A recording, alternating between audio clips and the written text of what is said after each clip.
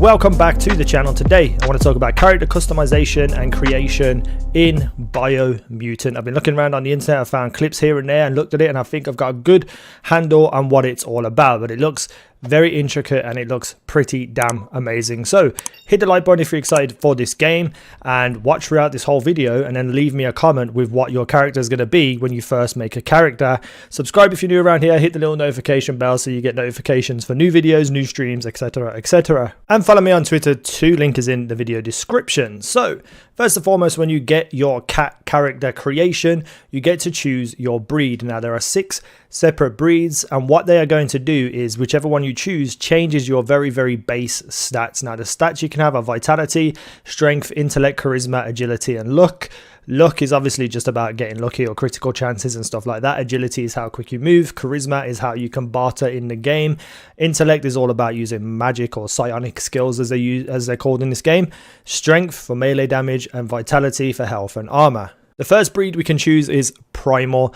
Now Primal has a gene mutation making them nimble and dexterous at the cost of a lesser developed intellect. So with this class you'll see an increase in your critical chance, and you'll see an increase in your energy regen, and then you're going to lose a little bit of points in health, melee damage, and other various parts. This is just to like balance the game out. Then you have Dumdun, who is a hybrid offshoot that compensates the lack of mental prowess with physical strength. So you're going to lose your energy regen, you get a little bit more key energy, you lose your critical chance, you gain way more health and armor and incredible amounts of melee damage.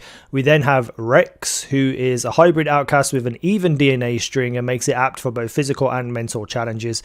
So you're going to get an increase in your health, you get slightly reduced melee damage, and a lot of increased abilities tied to intellect. Then we have Hyla, who is a hybrid with a gene mutation making them extremely tough and resilient. So you get more vitality, which is your health and your armor, and you lose slight bits in your intellect. Then we have Fip, and that is its genius is directly interlinked to the power of ki, which amplifies their psionic output. So if you want to go pure magic, pure psionic, this is the character for you. It gets way boosted up in terms of intellect, but you lose a lot of health, you lose some armor, you lose some melee damage. And then we have Murgle, who is basically your charmer. So his evolutionary lineage has gone in a direction where form and appearance has dominated over a function. So you get an increase in critical chance, loot chance, and bartering, which is your charisma ability, but you lose quite a lot of your intellect ability.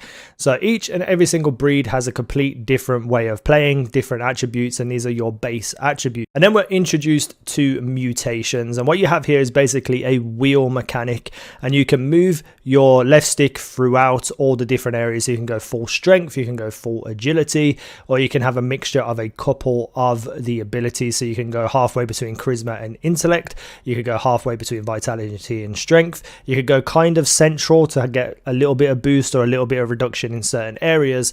But as you do and as you change through this, your character will change its look. If you go full strength, you will see he gets these big toned muscles, he looks like a badass. If you go full vitality, he gets more kind of chunky, as in being like a tank. Charisma makes him really thin but smiley. Intellect gives him a massive head, and agility kind of gives you that kind of streamlined thin body.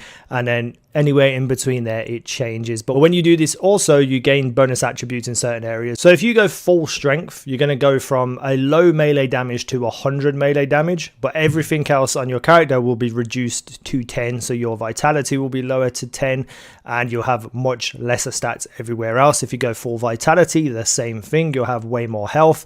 If you go all the way to the extreme between vitality and strength, you'll kind of get like a 50-50 split between them, but everything else will still be reduced down to 10. The closer you are to the middle circle, the less everything else will be reduced, but you will get very little kind of build up in attributes in other areas. So there's a lot here to choose from, and going with your breed and a class that we're going to choose a little bit later, it's very intricate in choosing what you want. So let's just say, for instance, you just want to go full psionic damage, you just throw it all into intellect, you get major boosts, you choose the character that has psionic abilities, and then you choose a class which is based around psionic abilities, and you're just going to be a powerhouse when it comes to that.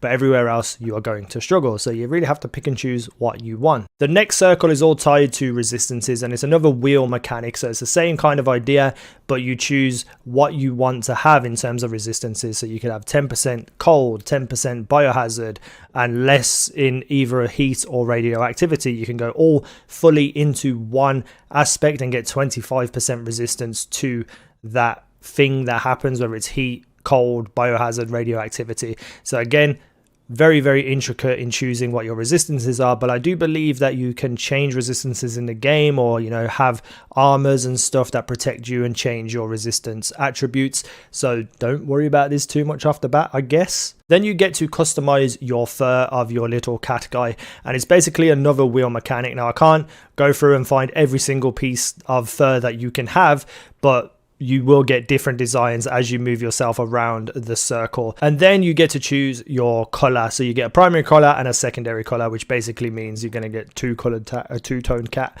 And you can have like darkness and brightness affect it too. So if you go to red, you can go all the way down in darkness to get a deep red. You can go all the way higher to get like a pinky color. And there's a full color wheel here as well. So you can pretty much choose any color fur that you want. So the classes I won't get too deep into, but the classes that you choose also change your bonus attributes as well. You might lose some armor for having one of the characters. You might gain some luck elsewhere. You might gain some critical. You might gain some intellect. Very, very few and far between in the class. But each class has their own like kind of abilities. Like the Saboteur can carry 2 melee weapons, so you can dual wield, and other things have toughness increased by 10. So really you want to pick all the way through from start to finish a character that you really want to build up to. And yeah, so that's all I wanted to show you really. The classes are obviously also important, but I might do another video on classes themselves. So I just wanted to show the actual character creation part, the attributes, the stats, and how varied you can have a cat in this game. So if this is your kind of thing, hit the like button, subscribe, leave a comment down below. The comment should tell me what you're going to choose and pick in terms of your character. And that's about it. Thank you for watching. I've been easynow. You guys have been awesome.